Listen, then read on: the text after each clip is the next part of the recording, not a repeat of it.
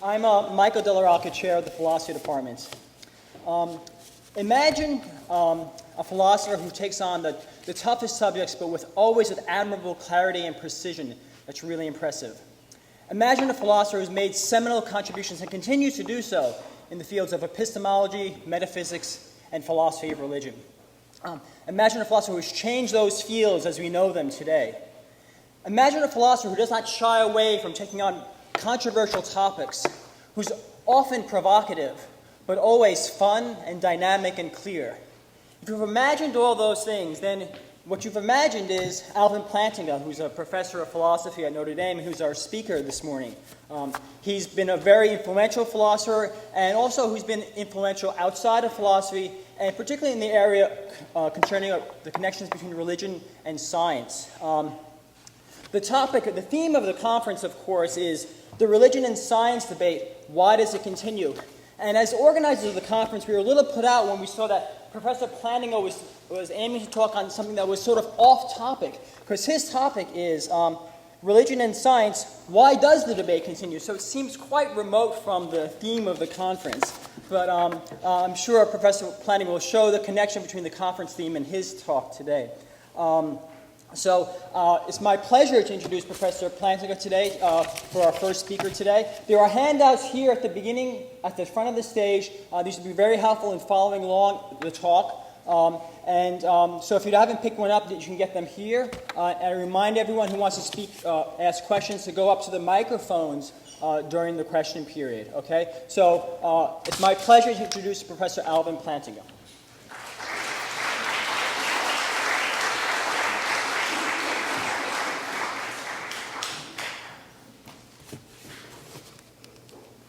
Thanks very much, Michael.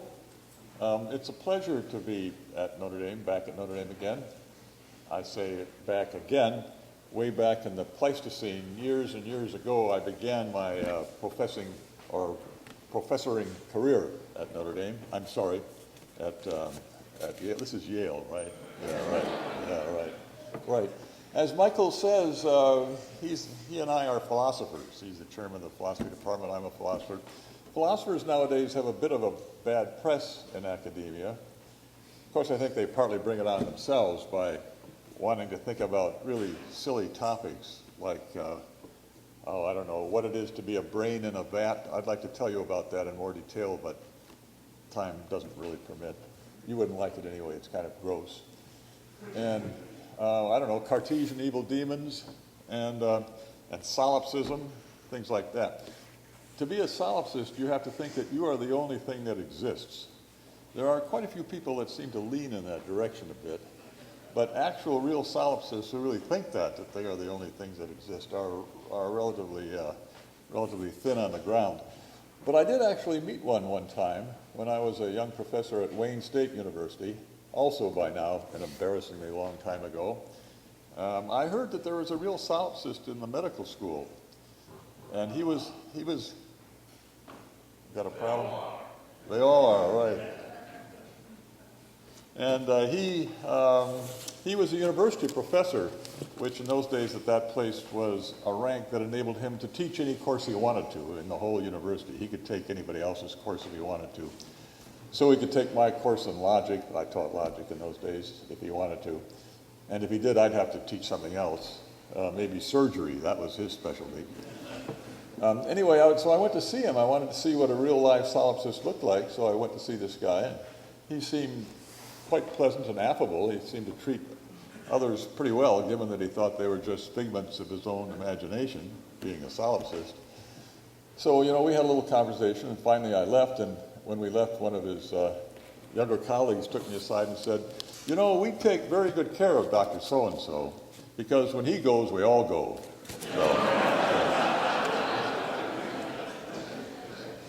Well, what I want to talk about doesn't have much connection with solipsism, fortunately. So science and religion, why does the debate continue? Well, first, is there a debate? Well, yes, I suppose there is one. Many Christians have the vague impression that science is somehow unfriendly to religious belief. For other Christians, it's less a vague impression than a settled conviction. Similarly, many scientists and science enthusiasts argue that there is opposition between serious religious belief and science, and in fact, some claim that science is a positive danger, presents a clear and present danger to science. Still others see religious belief as steadily dwindling in the face of scientific advance. And our question is, the question for this conference is, why does this debate continue?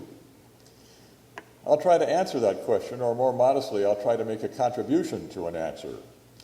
This debate displays several different loci, or topics, or centers. First, there is the association of science with secularism, or the so-called scientific worldview. Second, there is alleged conflict between scientific theories of evolution and essential aspects of Christianity and other theistic religions.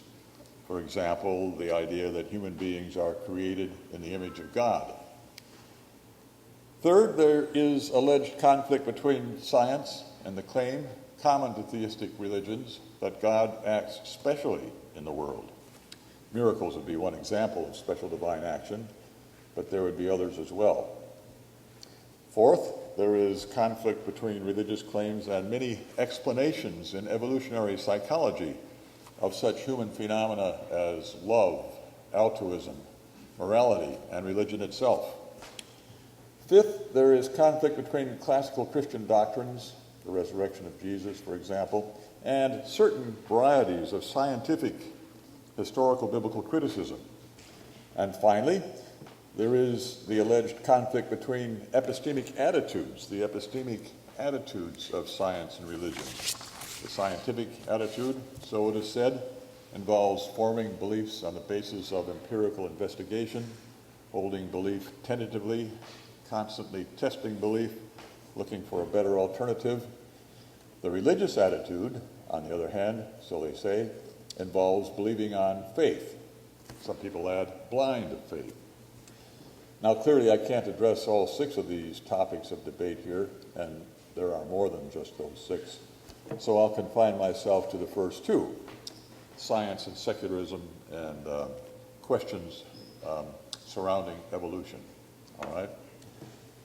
So first, science and secularism. Science is often thought to endorse, promote, enforce, imply, or require, presuppose secularism. But what exactly, or even approximately, is secularism? Well, let's suppose we start with the adjective and sneak up on the noun. According to my dictionary, the term secular means, quote, of or relating to the worldly or the temporal, as distinguished from the spiritual or eternal, not sacred. Here, perhaps we could replace the term eternal by something like supernatural. On this account, raking your lawn could be secular. Praying or worshiping would not be secular. Well, what about secularism now, the noun? This would be an attitude or position of some sort, perhaps the position with respect to some particular area of life, that secular approaches are all that is necessary or desirable in that area of life. No reference to the spiritual or supernatural is needed for proper prosecution of activities or projects in that area. One might thus embrace secularism with respect to raking the lawn or getting your car repaired. No reference to the supernatural or spiritual, you might say, is necessary. Now, this is secularism with respect to X, not just plain secularism, but secularism with respect to X, some area or form of life. But then what would secularism simpliciter be? Secularism tout court, or secularism simpliciter? Simpliciter, simplicator, take your choice. I'll say simpliciter, all right? For present purposes, that would be the idea that a secular approach to all of life is satisfactory or required. There is no department or aspect of life where there needs to be or ought to be a reference to the supernatural. That's what secularism simpliciter would be. Secularism, so construed, has been an increasing feature of much of Western life, in particular of much of Western academic and intellectual life for at least the last 2 centuries or so. All right? Now, there are 2 basic and vastly different forms of secularism, versions of secularism, present in the Western contemporary academy. One is outlined and examined and then rejected by Bas van Fraassen, a philosopher of science, in my opinion, one of the best philosophers of science around, from Princeton, in his absorbing book, The Empirical Stance, which was initially given as lectures in this very series. In the very series we are celebrating, it was given as Terry lectures. Van Fraassen also was a professor at Yale earlier on. This variety of secularism is intimately connected with science and can be briefly, if imprecisely, described as the thought that scientific inquiry, or more accurately, what Van Fraassen calls objectifying inquiry, is enough. Perhaps a bit more accurately, but still requiring nuance and qualification, it is the position that the broadly scientific picture of the world is enough. Enough for what? Enough for understanding and enough for practice, for living one's life, for living the good life. Enough as a guide to life, and enough for rightly fixing opinion. This scientific worldview encompasses all that we need to know, and indeed all we can know about our world and about ourselves. If there is anything beyond or in addition to what science, present or future science, maybe ideal science, science in the long run, as Peirce talked about, if there is anything in beyond or in addition to what science, present or future, reveals, it's something with which we neither have nor can have any contact. Now, this variety of secularism is our main focus, but it's important to see that there is another and extremely different species of the same genus. And just as the first, the scientific variety, is outlined in Van Fraassen's book, so the second, the non-scientific, some might say anti-scientific, variety is sketched in a review of Van Fraassen's book by Richard Rorty, who also has a Yale connection. Richard Rorty got his PhD at Yale. As Rorty points out, there is a kind of secularism that pays little attention to science, or at any rate sees its value as merely utilitarian, not contributing to understanding the world, but merely utilitarian. Rorty may or may not be right about the nature of the practical goals endorsed by this version of secularism. I'll comment instead on its intellectual or perhaps ideological side. And here, what is fundamental is a turning away from science and from objectifying inquiry, rejecting that whole endeavor as a failed project. It's been going on since the Enlightenment. It's run into dead ends. It's a failed project, so the suggestion goes. And instead of seeing human beings as trying to achieve the truth about our world from this, in this kind of secularism, it would instead see us human beings as at some deep level constructing the world, or better, constituting the truth about the world. Somehow the truth about the world depends on us, on what we do, individually or socially. All right?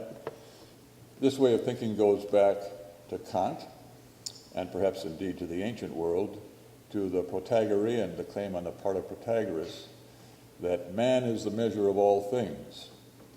Here the fundamental idea is that we human beings, in some deep and important way, are ourselves responsible for the structure and nature of the world.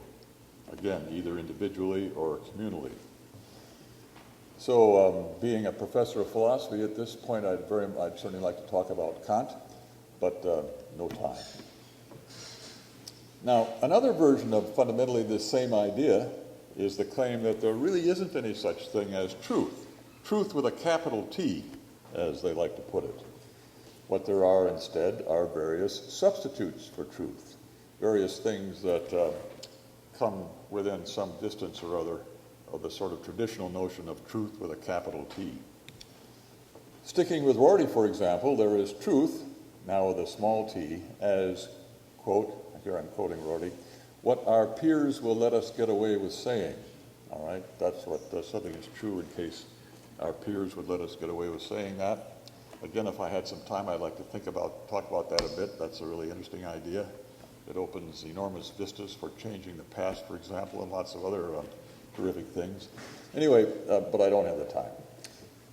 So this kind of secularism, like scientific secularism, embraces the idea that we have no need to resort to the spiritual or supernatural. We human beings are autonomous, and we must make our own way, must fashion our own salvation. We are responsible for ourselves, and indeed, as Rorty says, we can redefine ourselves. We can remake ourselves. What we are is up to us. This lust for human autonomy can assume truly heroic proportions as, at least if Richard Rorty's account is correct, as with the philosopher Martin Heidegger, who stood appalled at the thought that he was not his own creation. He found this really hard to put up with, that he hadn't created himself. And he went on to express that he was guilty by virtue of existing in a universe that he had not himself created. I mean, talk about autonomy, autonomism. So I can imagine him talking to his friends and colleagues and saying in a shamefaced fashion, well, I'm really so sorry, but I have to admit it, I exist in a universe I didn't create. Now that takes real moral scrupulousness, right? If that's the most you've got to worry about from a moral point of view, you're in pretty good shape, I'd say. The contrast between these two forms of secularism is enormously fascinating. From a Christian perspective, which is my own perspective, the one vastly overestimates us, tending to see us, we ourselves, as the real creator, or at any rate structurer of the world. The other vastly underestimates us, tending to see us as just another animal with a peculiar way of making a living. But now our present concern is with scientific secularism, just the first of these two varieties. So let's look a bit further. According to Van Fraassen, the development of modern science involves what he calls, here I think following Rudolf Bultmann, objectifying inquiry, as I said a moment ago. Objectifying inquiry, he says, is neither necessary nor sufficient for science. You can have science which isn't objectifying inquiry, and you can have objectifying inquiry which isn't science.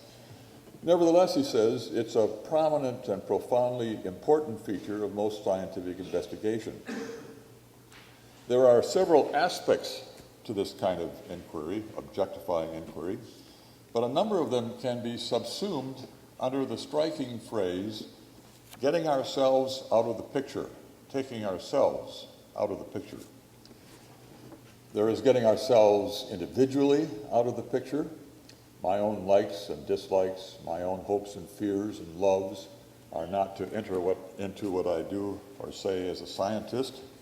So, for example, it couldn't be part of my, in investigating frogs, let's say, the fact that I happen really to like frogs presumably won't enter in any important way.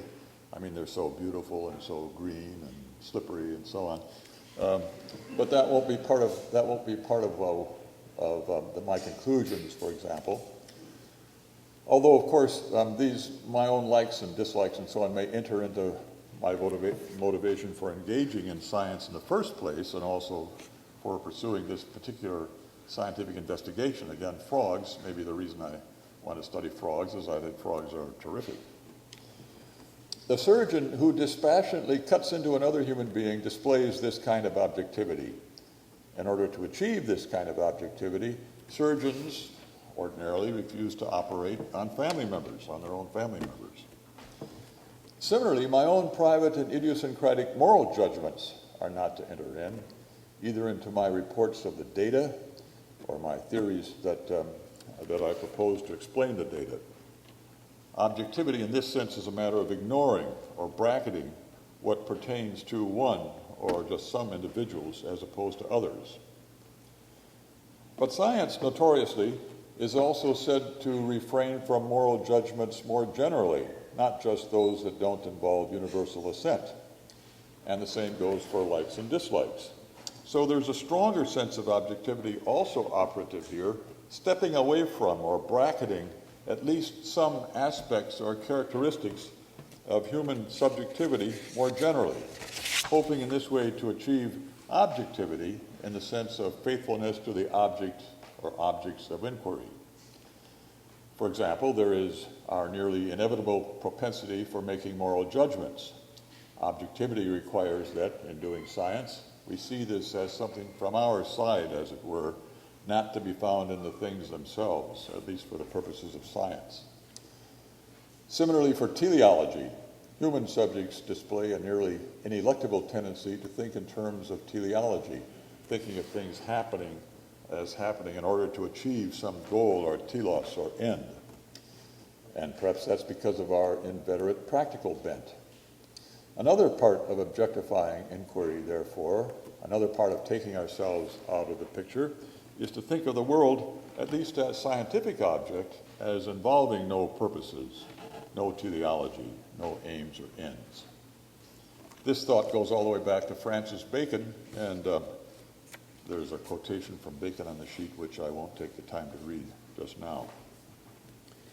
Still further, human beings display a powerful inclination to personify the world, to see it as populated by living spirits who, like us, love and hate, believe and reason. For the animist, the entire world is alive, permeated by living spirits. And a very special case of this, a limiting case, as we might think, is our human tendency to think of the world itself, the whole world, as created and governed by just one transcendent spirit, namely God. So theism, belief in God, belief that there is such a person as God, can be thought of as a limiting case of animism. Now, part of our taking ourselves out of the picture in rejecting, at least for scientific purposes, this tendency to personify the world. And if we do think of theism as a limiting case of animism, then taking ourselves out of the picture can be seen as a source of methodological naturalism. I should add, and I'd like to go into this if I had more time, but of course it's obvious that we don't take ourselves completely out of the picture. I mean, in science we certainly use perception and memory and logic. We approve of some forms of inference like modus ponens and reject others like affirming the consequent, and so on. Of course, that's all part of our nature too.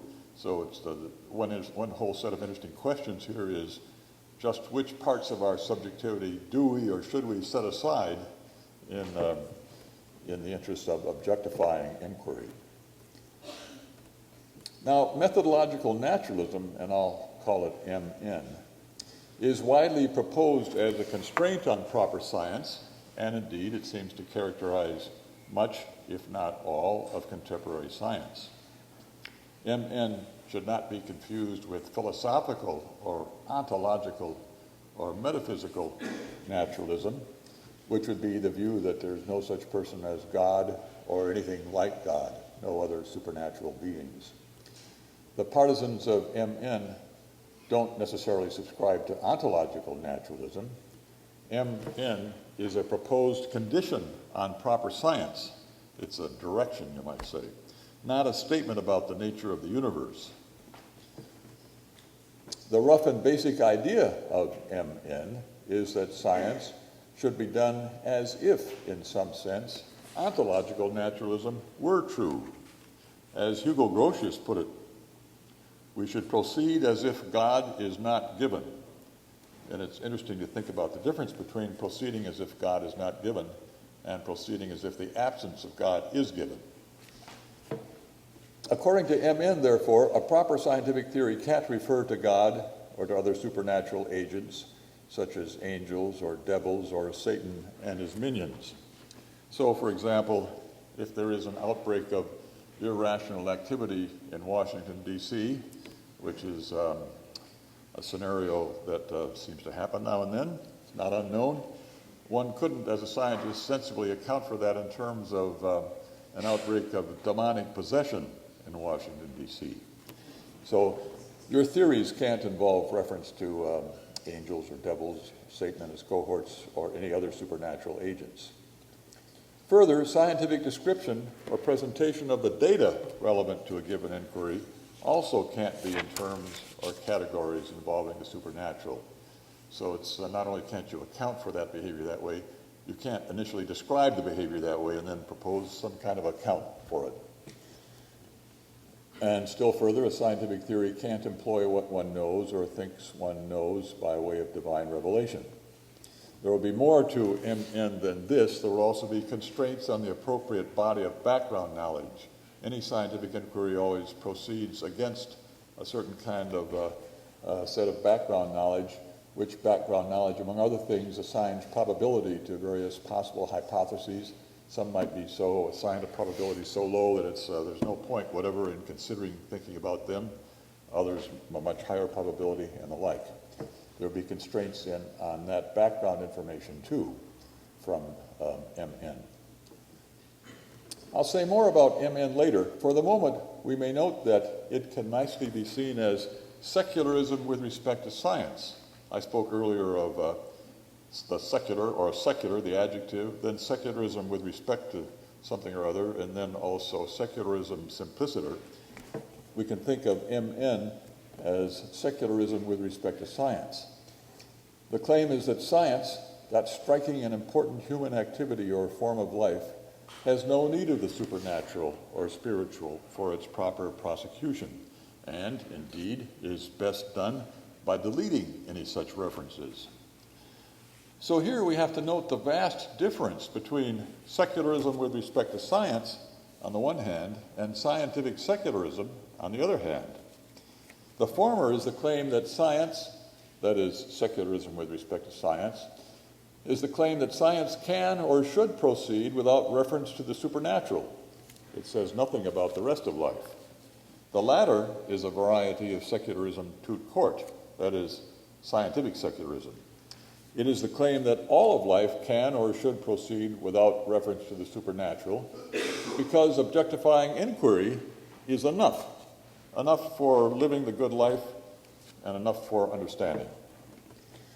And now we can note one source of the continuing debate or mistrust between science and religion. Secularism simpliciter, of course, is the enemy of religion. It is the declaration that there is no department or aspect of life where there needs to be or ought to be a reference to the supernatural or spiritual. But the religious attitude towards life just is the attitude that the most important project in human life is getting into the right relation with the supernatural. Specified to Christianity, the religious attitude is that the final good, the summum bonum, as they used to talk about it when I was an undergraduate, the summum bonum for human beings is to get into the right relationship with God, which is made possible by the incarnation and atonement of the divine Son of God, the second person of the Trinity. From that perspective, secularism is a maximally mistaken attitude. It's about as far from the truth as you can get. And the same will go then for scientific secularism, the variety of secularism according to which objectifying inquiry, the kind characteristic of science, is enough for understanding and for practice. According to Christian belief, objectifying inquiry characterized by getting ourselves out of the picture, isn't anywhere nearly enough for theoretical understanding or for knowing how to live the good life. To say it is woefully inadequate would be a colossal understatement. Now, it's crucially important to see that science itself doesn't support or endorse scientific secularism or the scientific world picture. Science is one thing. The claim that it is enough is a wholly different thing. It is not part of science to make that claim. One won't find it in textbooks of science as such. Well, you might find it in the introduction, possibly, but you won't find it in the body of the text, whether it be a text on quantum mechanics or chemistry or biology or whatever. There are scientists who make this claim, but there are nearly as many who reject it. One can be wholly enthusiastic about science without thinking objectifying inquiry is enough. Indeed, that's the sensible attitude towards science, the sensible attitude to take towards science from a Christian perspective. From that perspective, science is an extremely valuable and important project, and you might say a magnificent display of the image of God in us human beings. And of course, science grew up in the matrix of Christian belief, and many think still depends upon it in many ways. The confusion of science with scientific secularism, is egregious. It is little better than confusing, say, music history with a claim that music history is enough. My brother just retired as a professor of music history here at Yale. As far as I know, he never claimed that music history is enough, but sometimes I think he maybe thought so. Or confusing stamp collecting with a claim that stamp collecting is enough. But I believe this confusion, colossal as it is widely perpetuated and perpetrated, and by people from both sides of the divide between science and religion. There are many who enthusiastically endorse science, but they go on to confuse it with scientific secularism. Perhaps this is because they see secularism with respect to science. Perhaps that's because they see secularism with respect to science, that is, methodological naturalism, as essential to science, but then confuse that with secularism simpliciter. Others who emphatically reject secularism fall into the same confusion. They are suspicious, distrustful of science because of its association with scientific secularism, or the so-called scientific worldview. But the fact that science is associated with secularism, i.e. the fact that some people, maybe lots of people, associate the two, see them together, you might say, that's not a decent reason for suspicion of science. It is no better than being suspicious of music history just because some people, or maybe a lot of people, associate those two and think music history is enough. This confusion, I believe, is one factor underlying the continuing mutual distrust between science and religion. And this one factor, I think, is no more than a confusion. Now, part 2, evolution. In Galileo's time, so they say, the main source of conflict between science and religion was astronomical. At present, perhaps, it is biological. Ever since Darwin's day, there has been friction, misunderstanding, and mutual recrimination between those who accept Darwinism in one form or another and Christians of various kinds. And of course, this conflict is a main source of continuing debate between religion and science. Many Christian fundamentalists find incompatibility between the contemporary Darwinian evolutionary account of our origins and their version of the Christian faith. Many Darwinian fundamentalists, as the late Stephen Jay Gould called them, second that motion. They too claim there is conflict between Darwinian evolution and classical Christian or even theistic belief. Contemporaries who champion this conflict view would include, for example, Richard Dawkins, Daniel Dennett, and far to the opposite side, Philip Johnson. In Darwin's own day, this opposition and strife could assume massive proportions, as it continues to do in our day. Now, Darwin himself was a shy, retiring man. He hated public controversy and public confrontation. And, of course, given what he had to say, he was often embroiled in controversy.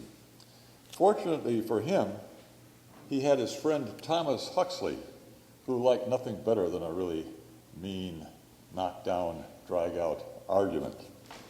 And he would often come with Darwin to various occasions when Darwin would get, when these kinds of controversies would arise, and defend Darwin. In fact, he defended Darwin with such fierce tenacity that he came to be called Darwin's bulldog. Huxley himself continued this canine analogy by referring to some of Darwin's opponents as curs who will bark and yelp. This canine connection has proved continuingly durable, resilient, extending all the way to the present, where we have Richard Dawkins described in some magazine I saw recently as Darwin's Rottweiler. And we have Daniel Dennett described unkindly by the late Stephen Jay Gould as Dawkins' lapdog. So there's a really interesting, deep connection here between the canine kingdom and this whole controversy. Now, where exactly does conflict or alleged conflict arise? Well, evolution is, of course, manifold and various. The term evolution covers a multitude, not necessarily a multitude of sins, but a multitude nevertheless. There is first the ancient Earth thesis, the claim that the Earth is billions of years old. There is the claim, second, that life has progressed from relatively simple to relatively complex forms. In the beginning, there was relatively simple unicellular life, perhaps of the sort represented by bacteria and certain forms of algae, or perhaps still simpler, unknown forms of life. Although bacteria are simple compared to some other living beings, they are, in fact, enormously complex creatures. Then more complex unicellular life, then relatively simple multicellular life, such as seagoing worms, coral, jellyfish, then fish, vertebrates, fish, amphibia, then reptiles, birds, mammals, and finally, as the culmination of the whole process and the crown of creation, human beings. The progress thesis, as we human beings would like to call this thesis. Of course, jellyfish might have a different idea as to where the whole process culminates. Third, there is the thesis of descent with modification. The enormous diversity of the contemporary living world has come about by way of offspring differing ordinarily in small and subtle ways from their parents.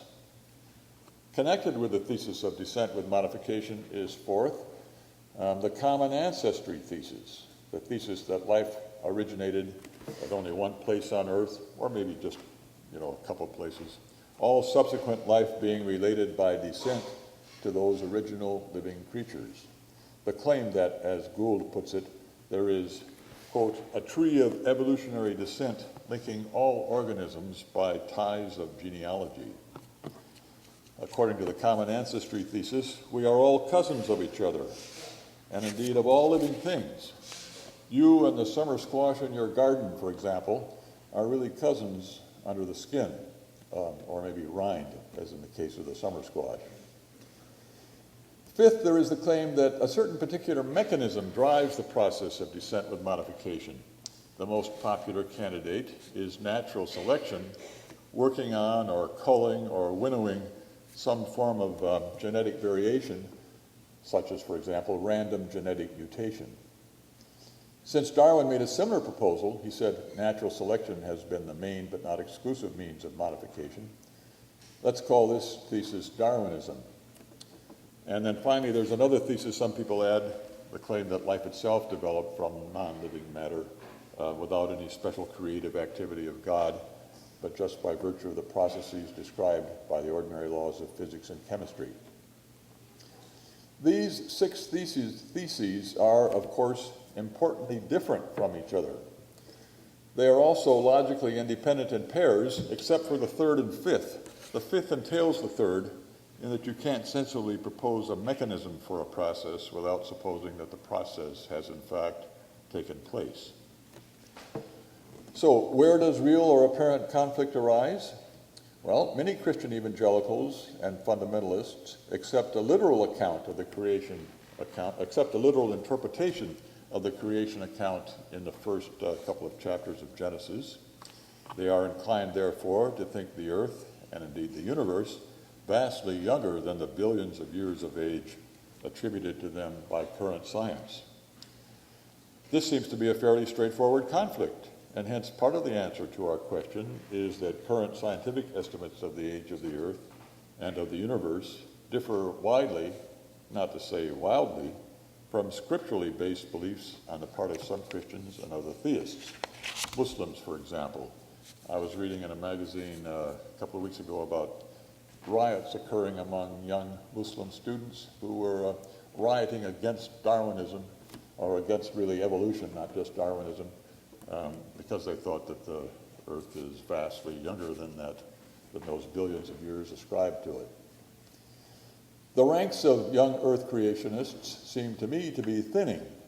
They are being succeeded by adherents of intelligent design, who ordinarily don't hold that the Earth is young, and who also ordinarily are not committed to the idea that God has directly created representatives of most of the major lineages in more or less of their present forms. Now, so that's one source of conflict, but I think a more important source of conflict involving many more Christians has to do with the Christian doctrine of creation, in particular the claim that God has created human beings in his own image.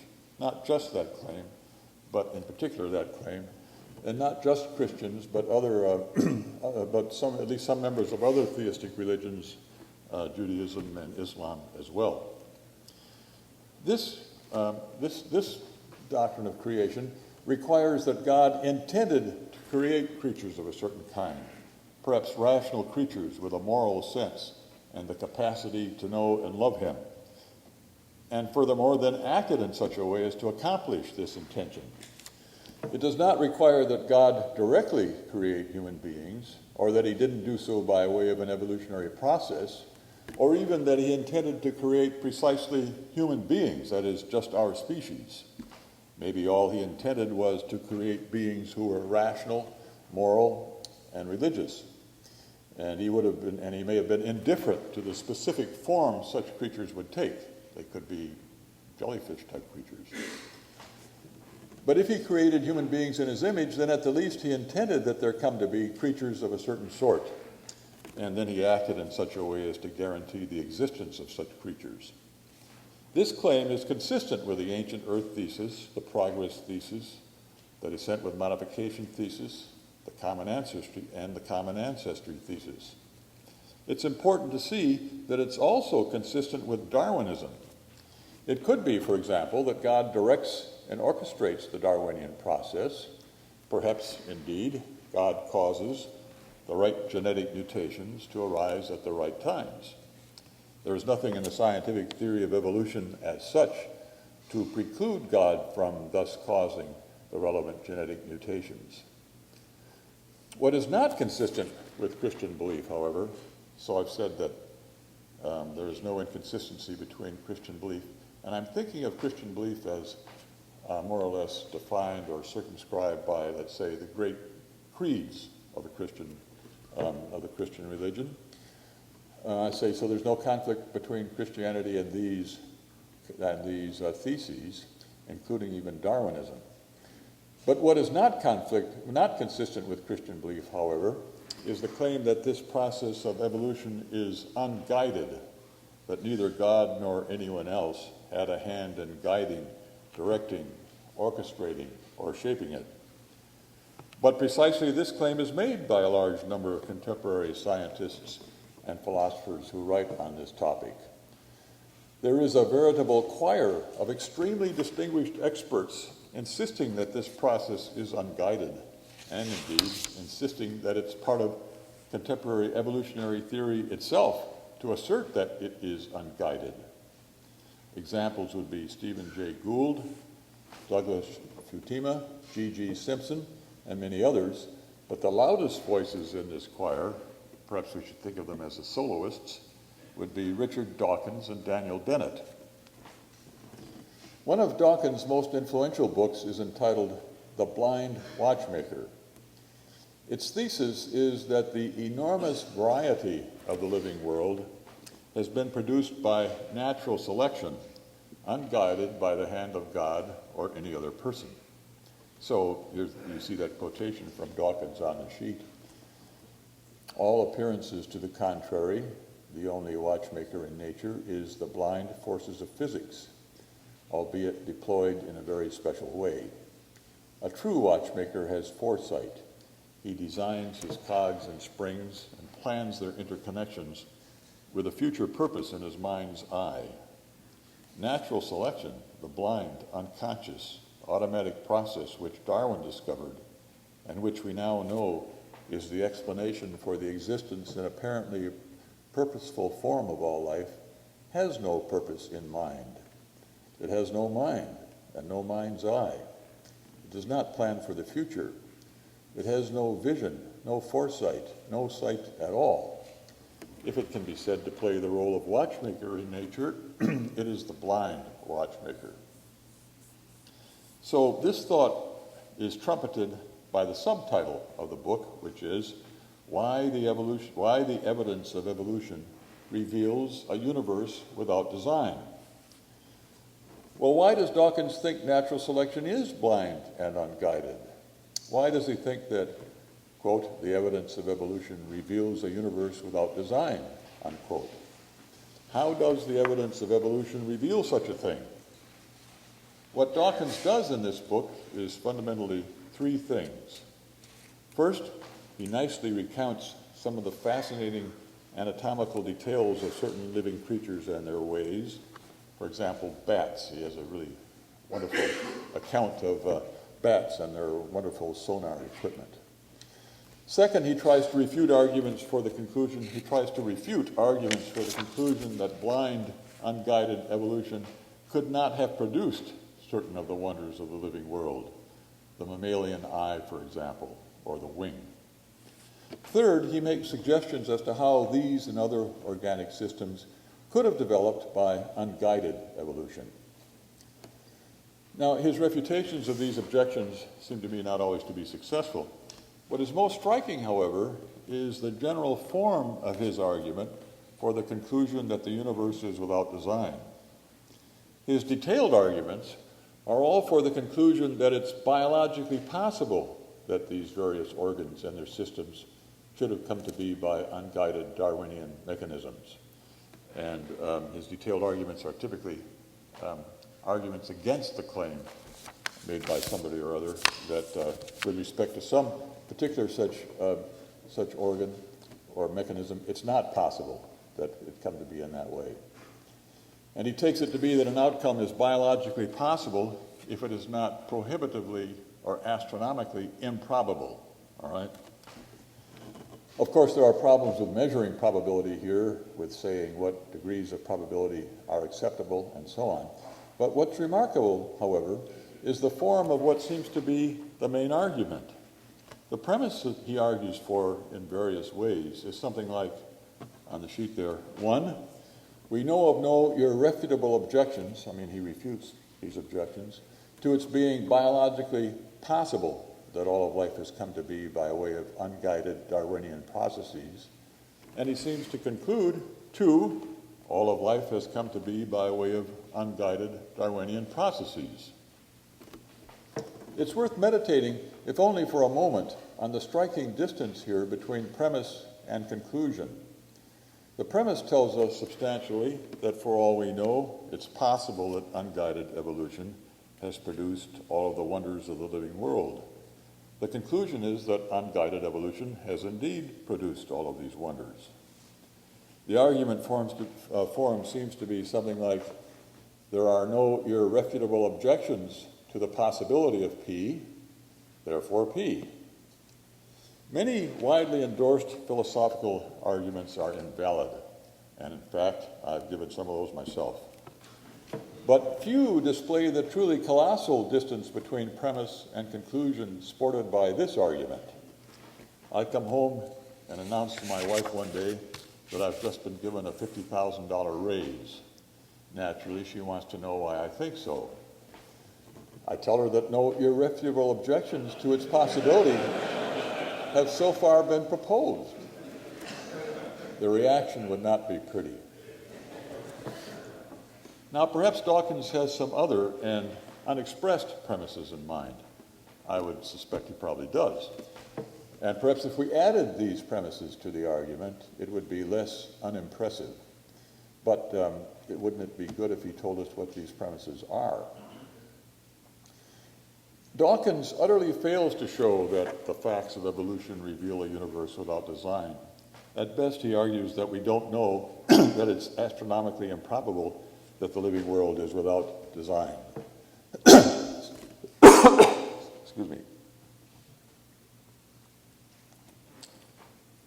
Still, the fact that he and others assert his subtitle loudly and slowly, as it were, can be expected to convince many, especially perhaps those with no expertise in the relevant subjects, and that's most of us. After all, Dawkins is a scientist, a remarkably distinguished one.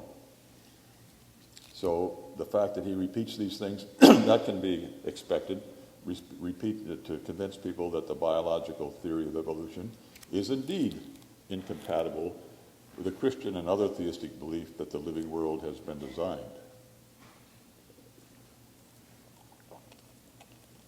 Another source of the continuing debate, therefore, is the mistaken claim, as it seems to me, on the part of such writers as Dawkins, that the scientific theory of evolution implies that the living world and human beings in particular have not been designed and created by God.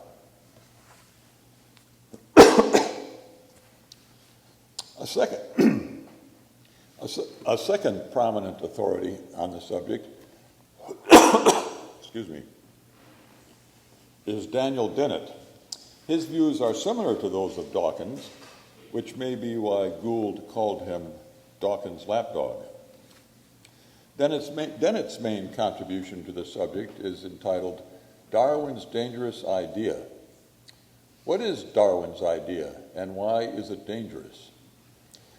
In brief, Darwin's idea, an idea Dennett, of course, endorses and defends, is the thought that the living world, with all of its beauty and wonder, all of its marvelous and ingenious apparent design, was not created or designed by God, or anything at all like God. Instead, it was produced by natural selection, which he says is a blind, unconscious, mechanical, algorithmic process. A process, he says, which creates, quote, design out of chaos without the aid of mind, unquote. The whole process has happened without divine aid. It has happened just by the grace of mindless natural selection. He says, an impersonal, unreflective, robotic, mindless little scrap of molecular machinery is the ultimate basis of all the agency, and hence meaning, and hence consciousness in the universe, unquote. The idea is that mind, intelligence, foresight, planning, design are all latecomers in the universe, themselves created by the mindless process of natural selection. Human beings, of course, are among the products of this mindless process, and they are not designed or planned by God or anyone else. Here then, says Dennett, is Darwin's dangerous idea. The algorithmic level is the level that best accounts for the speed of the antelope, the wing of the eagle, the shape of the orchid, the diversity of species, and all the other occasions for wonder in the natural world. Now, why is this idea dangerous? Because if we accept it, says Dennett, we are forced to reconsider all our childhood and childish ideas about God, morality, value, the meaning of life, and so on. Christians, naturally enough, believe that God has always existed. So, of course, mind has always existed and was involved in the production and planning of whatever else there is. In fact, many have thought it impossible that the mind should be produced just from unthinking matter. As John Locke puts it, it is as impossible to conceive that ever pure incogitative matter should produce a thinking, intelligent being, as that nothing should of itself produce matter. Darwin's idea, according to Dennett, is that this notion is not merely impossible, it's the sober truth of the matter. This idea, then, is inconsistent with any form of theism, and Dennett sees serious religion as steadily dwindling with the progress of science. Never one to shrink from practical application of what he believes, Dennett suggests in this book that we teach a few Baptists and other fundamentalists in something like cultural zoos, no doubt with sizable moats to protect the rest of us right-thinking non-fundamentalists. We should preserve a few Baptists, he says, for the sake of posterity, but not, he says, at just any cost. Save the Baptists, I'm quoting here, save the Baptists, says he, but not by all means. Not if it means tolerating the deliberate misinforming of children about the natural world, unquote. Save the Baptists, all right, but only if they promise not to misinform their children by teaching them that, here I'm quoting him again, that man is not a product of evolution by natural selection and other blatantly objectionable views. So Darwin's idea, that is the one ascribed to him by Dennett, is incompatible with theism and most other varieties of religion too. Of course, this doesn't automatically make it dangerous to theism. Theists might just note the inconsistency and reject the idea. Many propositions are inconsistent with theism, but not a danger to it. For example, the proposition, there aren't any things, nothing but turtles exist. That's incompatible with Christian belief, but one wouldn't think of it as a danger to Christian belief. This idea is dangerous to theism only if it is attractive, only if there are good reasons for adopting it and thereby rejecting theism. Why does Dennett think that we should accept Darwin's idea? Concede that it is audacious, with it, revolutionary, anti-medieval, quintessentially contemporary, appropriately reverential towards science, and has that nobly stoical hair shirt quality Bertrand Russell said he liked in all his beliefs. Why should we believe it? Concede it's got all those good properties, but why should we believe it? First, Dennett seems to think Darwin's idea is just part of current biology, that the contemporary neo-Darwinian theory of evolution just is a theory according to which the living world, in all of its beauty and diversity, has come to be by unguided natural selection. That's Darwin's idea, and that idea, he thinks, is a solid part of contemporary biology. But what does he think is evidence for this idea? Well, here Dennett follows the same route as Dawkins. He proposes that it is possible that all the variety of the biosphere be produced by mindless natural selection. Here I quote again, quote, "The theory of natural selection shows how every feature of the world can be the product of blind, unforesightful, non-teleological, ultimately mechanical process of differential reproduction over long periods of time." So the world could have come to be by this process, and again, could be in what sense of could? Perhaps the thing to say is that these stories are successful if they are reasonably probable, or not overwhelmingly improbable, just as with Dawkins, where of course it's hard to say just how probable or how probable a theory has to be reasonably probable. But the important point to see is that Dennett just identifies Darwin's idea, that is, the idea that the living world has been produced by a process of unguided natural selection, with the deliverances of contemporary biological science. But how can that be right?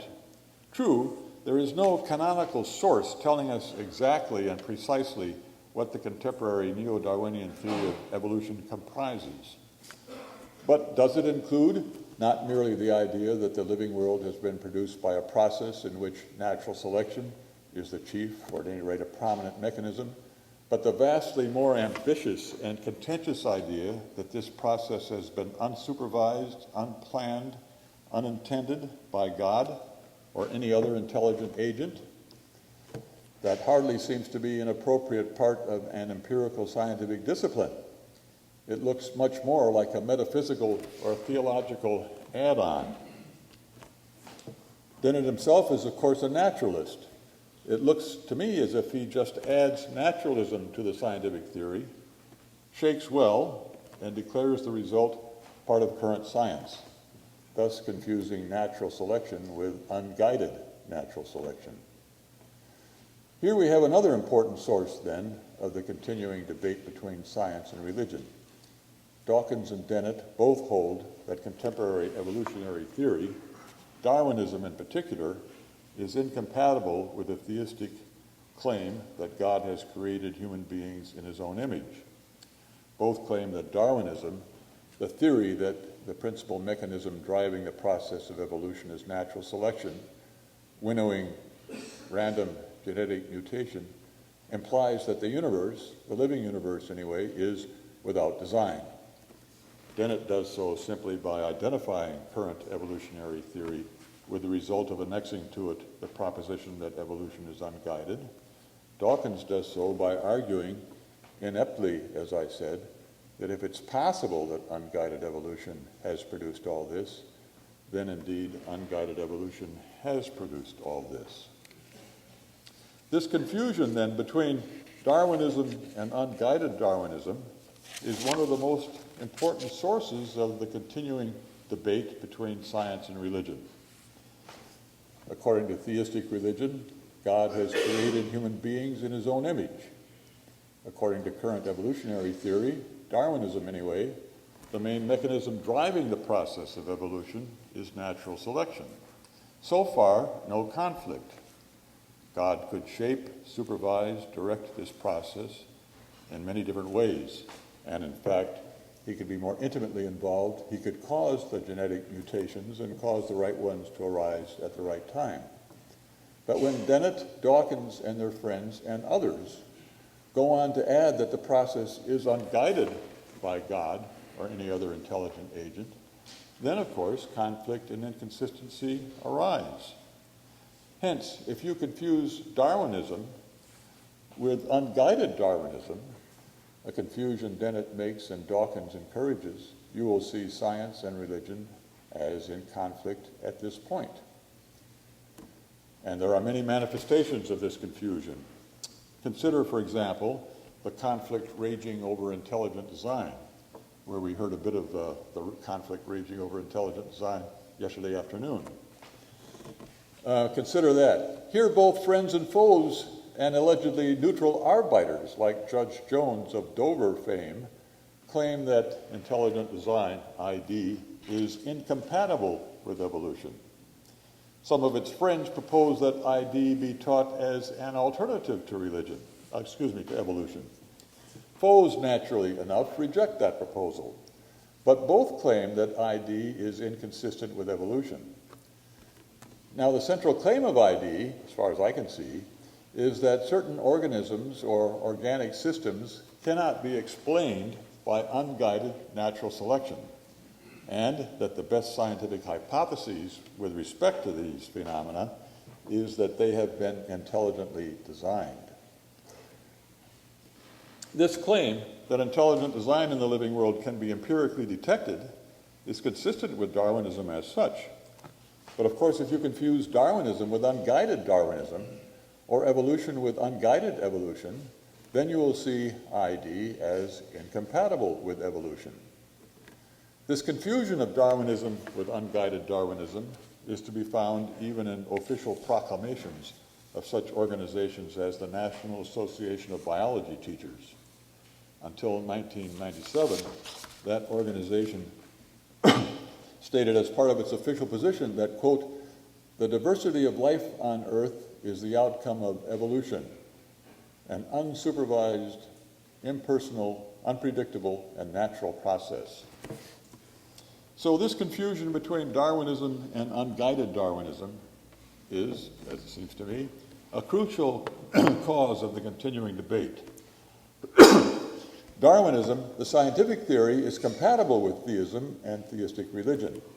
Unguided Darwinism is incompatible with theism, but isn't entailed by the scientific theory. It is instead a metaphysical or theological add-on. So here then are a couple of reasons why the debate continues. Thank you.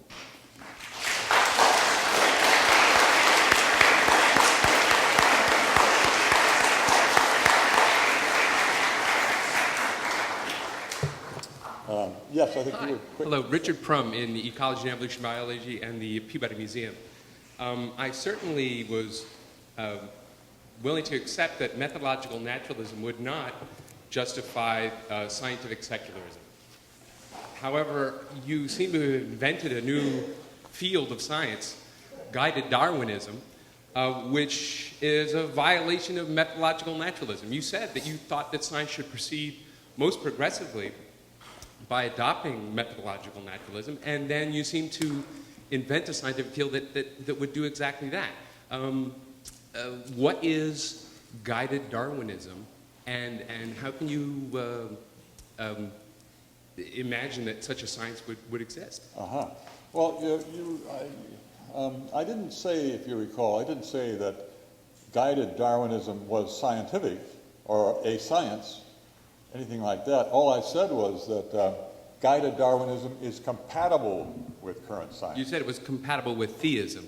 And current science. But both. There's a lot of science not listed in the books of Dennett and Dawkins showing that mutation does not arise when needed.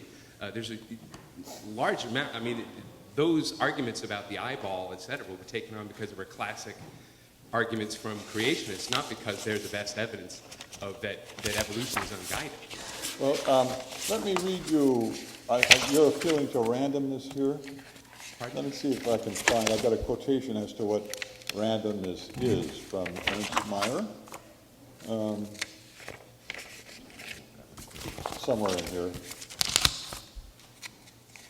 Yeah, he says, right, so you might say, well, this theory of random genetic mutation, this theory that the whole process involves random genetic mutation, that can't be compatible with guided Darwinism, with God's guiding the process.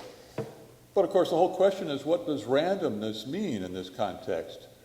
Some people might say, well, what it really means is totally uncaused, just by chance.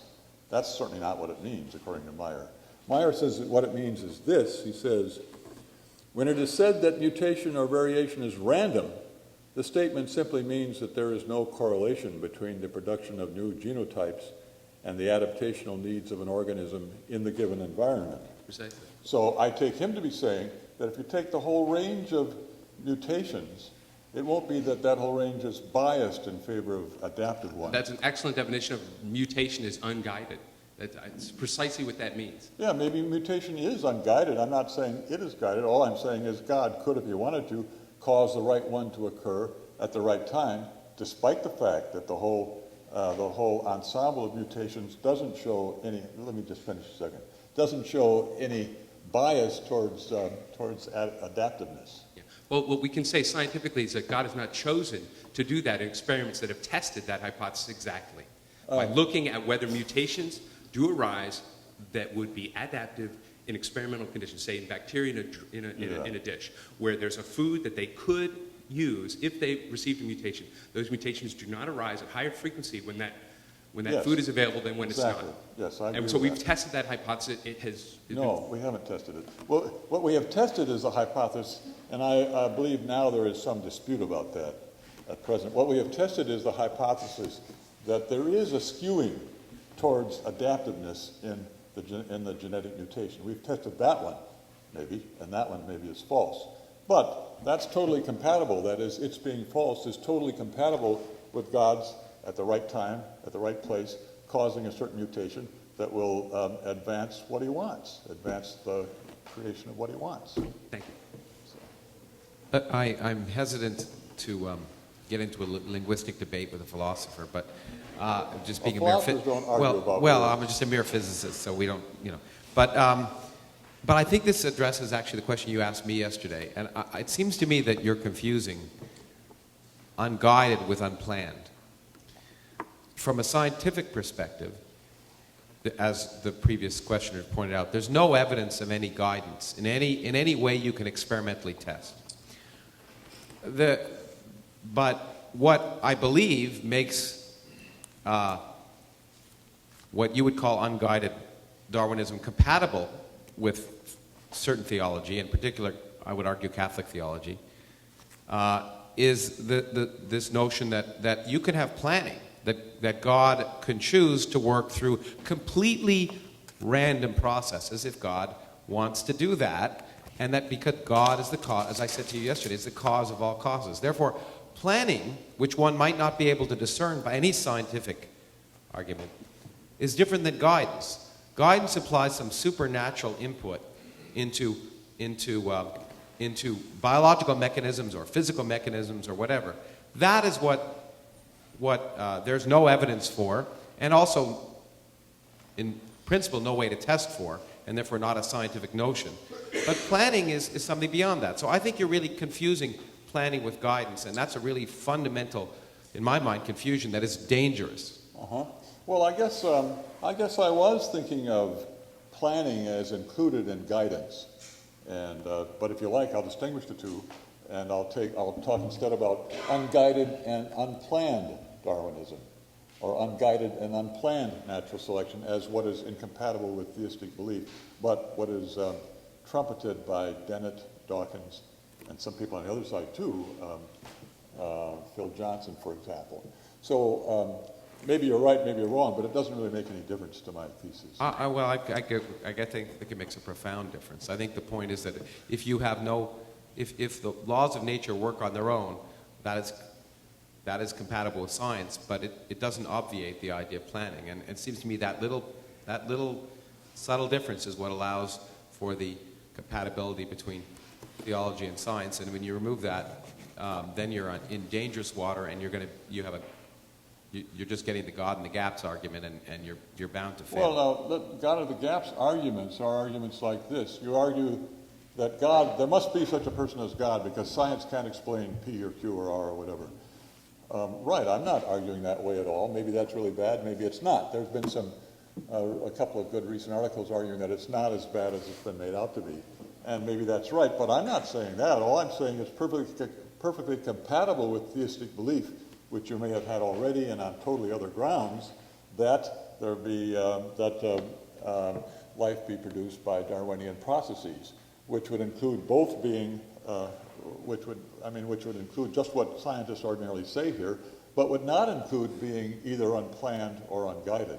As you say, there isn't any evidence for a guiding of this whole process. Maybe so, but as you also said yesterday, absence of evidence for P is a long ways from evidence for absence of P. Right. Yes? I want to give another shot at Daniel Dennett, maybe helping him out here. And I want to do this because I want also to point to a difference between the threat to theistic religions and threat to maybe traditions or contemporary modern readings of traditions that would have no problem. So I think the threat that you point out is a threat for particular Christianities. So I think the task to talk about science and religion would be more than what you did. You would need to have some form of generic problem.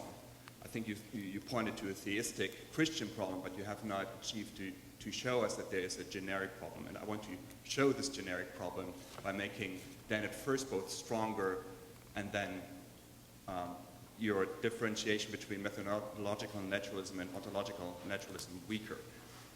I think I want to point on page 3, the Dennett quote, "Here then is Darwin's dangerous idea. The algorithmic level is the level that best accounts for all the phenomena of the natural world, including, we would say, the mental phenomena." So I think he claims here that it is the best account that we have. So we then could ask, well, if somebody wants to provide a different account, you have to make intelligible how that could be as good as an account as this best account that we have. So the idea that the algorithmic level, the description of what perfect science could, Bernard Williams' idea, the absolute conception, what that could give us is the best account of all reality. So then we could continue the form of the main argument. We know of no irrefutable objection, etc. All this could stand, and then we can say 1b, there is no other account that is similarly strong in explaining the mental phenomena in the world. Hence, we are justified in saying all life has come to be by way of unguided Darwinian process because because of the absence of an alternative equally strong account. Now, that leaves in place, to my mind, something that Putnam has critiqued, namely the fact-value distinction. The idea is that contemporary science and the physicalist description gives us the best factual description of how the world is, and then there are some other things that, fact-value distinction, then there are some other things that we have to, have moral discussions, etc., and these are less precise, but the physicalist description tells us how the world is, versus mentalist and moral descriptions are add-ons for the other things that we want to explain. Now, what I find so ingenious about Putnam's argument is that, in fact, in our best scientific descriptions, we cannot take ourselves out of the picture completely. So there have to be intentionalist accounts. So that, to my mind, means that the nice division between facts on one hand and values on the other hand would collapse, that facts and values are entangled, as Putnam would say. If that is the case, I wonder if you could, there are some other people that would like to ask questions. You could draw it to So if that's the case, if facts and values are entangled, then the question is, how do our ideals of human flourishing influence the project of science?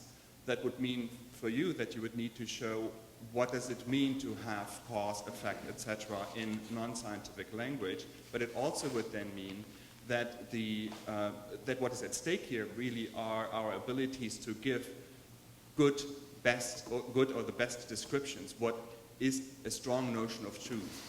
So we are really debating what counts as truth and what counts as appropriate descriptions. Well, you said a whole lot of things, and there's a lot of it in which I'd like to comment if I had enough time. But for example, you were saying, well, maybe the thought is this is the best account we've got. Unguided, the world came to be by way of unguided natural selection. That's the best account we've got. I would suggest one just as good is that it came to be by way of guided natural selection. Maybe it came to be by way of guided natural selection. Maybe God orchestrated all this. Why should we say that the other one is a better account? I don't see any reason to think that. Secondly, I don't think that we're really, at least I'm not intending to argue about the very notion of truth. I take truth to be, as some people say, a primitive.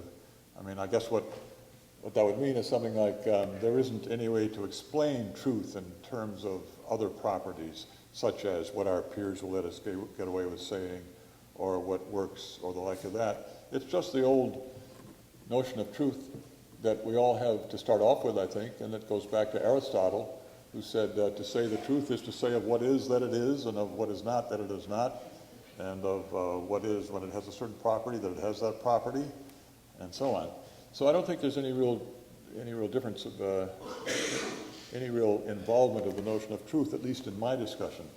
And finally, you were saying that I didn't. How did you put it exactly?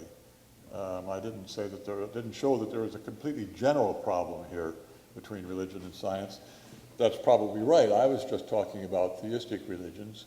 I don't know if there is some kind of problem religion-science debate with respect to, say, Buddhism and science. I don't know that much about Buddhism.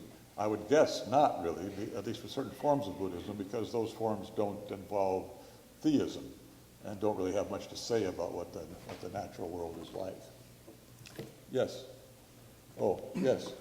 Your talk struck me as very similar to the very early discussion, arguments against evolution, in which you could attack fairly easily, because it was an early stage, some missing fossil, missing links, a variety of gaps and misstatements and overstatements, sort of thing, without presenting any evidence whatsoever on the other side of the argument. We are facing two hypotheses, either a naturalistic explanation or a supernatural explanation. And you can take, especially what you did, popularized accounts, polemical accounts, purposely that way, purposely done for a public audience, and sort of shoot fish in a barrel, and find out all the misstatements and overstatements of like Dawkins in popular, very popularized books. And I don't think, and it misses the point totally, that there is two ways of explaining things, as I just said, the supernatural and the natural. And the natural, the science, I can't remember the terminology you guys are using, but the scientific process, the results of science, does indeed squeeze out other hypotheses by starting to explain things. And in science, as in I think all rationality, if you're trying to make an explanation, you first say, what is the phenomena you're trying to explain? And if we have a good, simple explanation for evolution in terms of this blind, unguided watchmaker with very few hypotheses involved, and as far as we know, it explains everything we've really looked at so far, and it's probably going to explain an awful lot more in the future, then to put up another very, very complex hypothesis about some all-knowing, all-powerful thing that existed forever, you have to have some phenomena which you're trying to explain by it. Yeah, it's kind of like the habeas corpus of science. What are you trying to do with that? And if you don't have some unexplained phenomena, you're wasting your time. Yeah, okay. I think there are a lot of things to be said. First, I'm not objecting to arguing against evolution, nor anything else that is part of current scientific theory. Not Darwinism. I'm not arguing against the idea that life came to be just by the way of workings of physics and chemistry. Let me finish. I don't necessarily believe those things, but I'm not arguing against them in the present context at all. Now you say, well, there is this hypothesis of unguided natural selection. What do I propose to put up in place of it? I'm not in that business either. All I'm saying is that you can't argue against Christian theism by pointing to unguided natural selection. So I'm not saying well, here's two scientific theories, unguided natural selection on the one hand, guided natural selection on the other. Not at all. I don't think Christian theism is a scientific theory. Its purpose is not to explain various phenomena in the world. That's not what it's there for. In the same way, belief in other minds, I would say, is not a scientific theory. Belief in the past is not a scientific theory. Lots of our most fundamental sorts of beliefs aren't really designed to explain other things. They are the things you might say you start with. And theism is, for many people, of that very same sort. So if you say, well, it's a much more complicated theory or something like that, much more complicated explanation of the phenomena than is unguided Darwinism, maybe so, maybe not, but I don't really see that that's relevant. It's not proposed as an alternative or a rival to a scientific theory. It's not a scientific theory at all. Just as, say, our belief in other minds isn't, our belief in the past, our belief in an external world, and the like. You're saying that unguided because you can't indeed explain everything. There's no unexplained phenomena that's left out there. But in addition, you want to add in this guidance because it's not a scientific theory, it's not in competition, it's just some extra, something different. No, I'm not saying that unguided evolution can explain all these things. I don't know whether it can.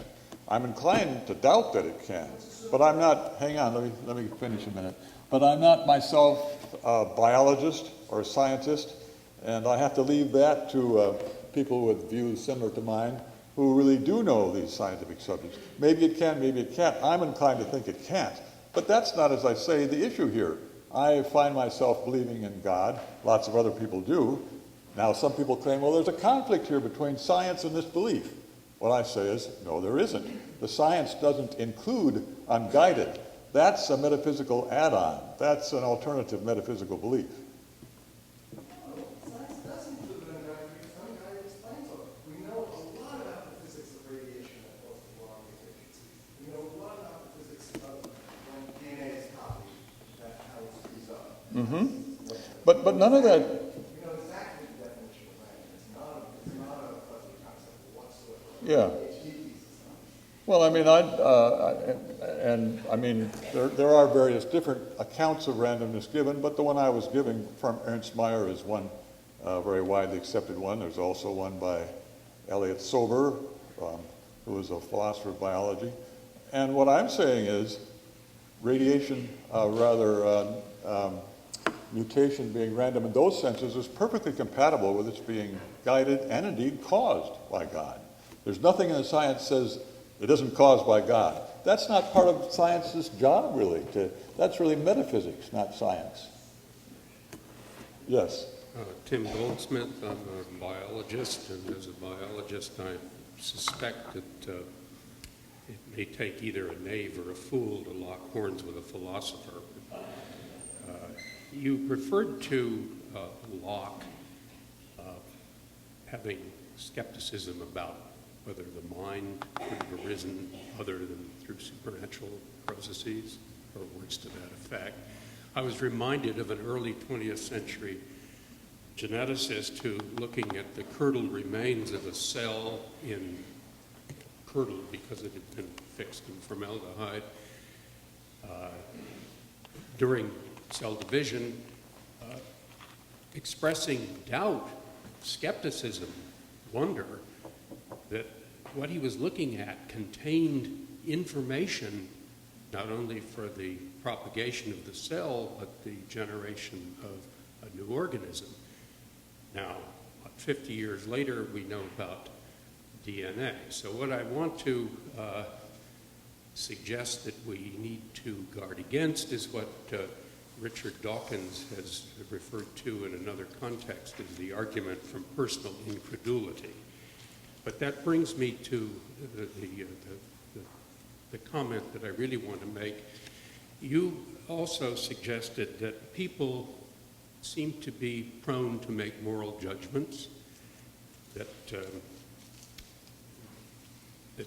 frequently people have belief in supernatural things that cannot be verified by observation by anyone, tendency to theological reasoning. And this suggests that there is really something which we can call human nature, of which these are three manifestations, which in turn suggests that these are properties, biological perspective, of an evolved mind. Now, it seems to me that if that's the case, it is certainly a legitimate question in principle to be pursued by methodological naturalism as to how these features came to exist during the course of evolution. That is a problem you brought us to the threshold of recognizing, but then, for reasons that I think are fairly obvious, backed away. But I open it now for your comment. Well, I'm not sure exactly what you're asking me to comment on. First, on the argument from personal incredulity, right, that's a bad argument. It's not always a bad argument. I mean, very often I think Dawkins sometimes produces a similar argument. In the last analysis, one does have to rely on the way things seem to one. If it seems to you that this sort of thing could not, in fact, happen after you've thought it over carefully and the like, well, about all you can do is say, I guess I think it can't, in fact, have happened, adding, of course, that who knows what the future will bring. We're all fallible. And that holds for Dawkins as well as those who think like Locke, that matter never could have produced, incogitative matter never could have produced mind. Your second question was about broadly speaking, evolutionary psychology. How is it that all of these features of human life that we find, altruism, religion, ethics and the like, how did they come to be? Where did they show up in our evolutionary history? That's a good question, and but I don't know what you want me to say about that. I mean, I think that's a perfectly sensible endeavor to look into that, and a lot of people have been doing that lately. I certainly have no objection to doing that.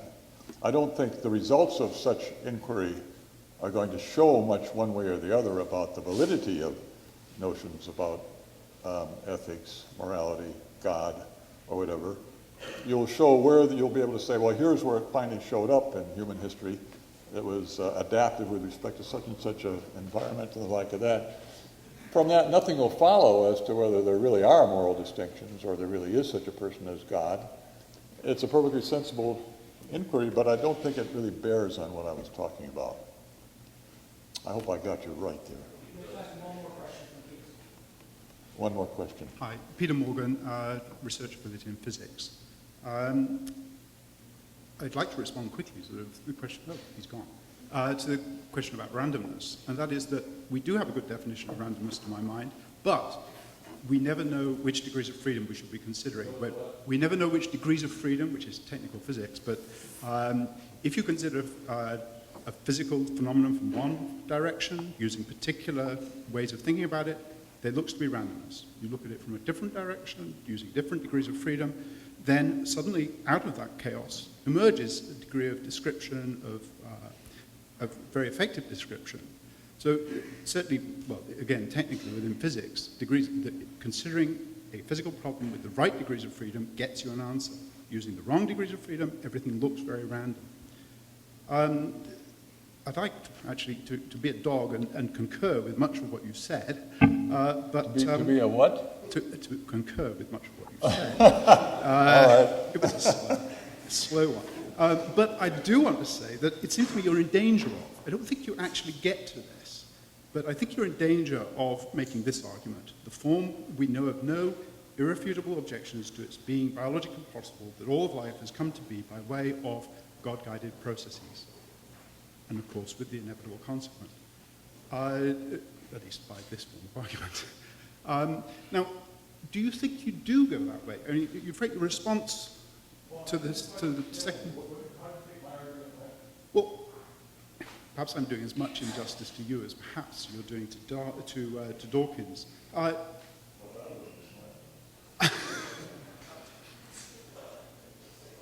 Perhaps if I say it again, it's exactly what you've got here, but instead of unguided Darwinian processes, God-guided processes. Yeah, but see, the point there, though, is I'm not arguing for that. I'm not saying, here's my reason for thinking that God has guided all this, namely, it's not impossible. He does argue that way, but I'm not arguing that way. I'm already a believer in God on other grounds and the like, and all I'm pointing out here is that that is indeed possible. This could happen. So if somebody argues that biology shows it couldn't, I'm saying they're mistaken. Right. I certainly intended to emphasize, I don't think you're quite arguing that, but I think you're in close danger of arguing that. Well, I don't see why you think that. I mean, I'm just proposing this as possible. I'm not proposing it as an argument for anything. It's a counter to a different kind of argument, but it's not itself an argument for any conclusion. It's not an argument for the denial of Dawkins' conclusion. It's just the claim he hasn't established this. Right. Yeah.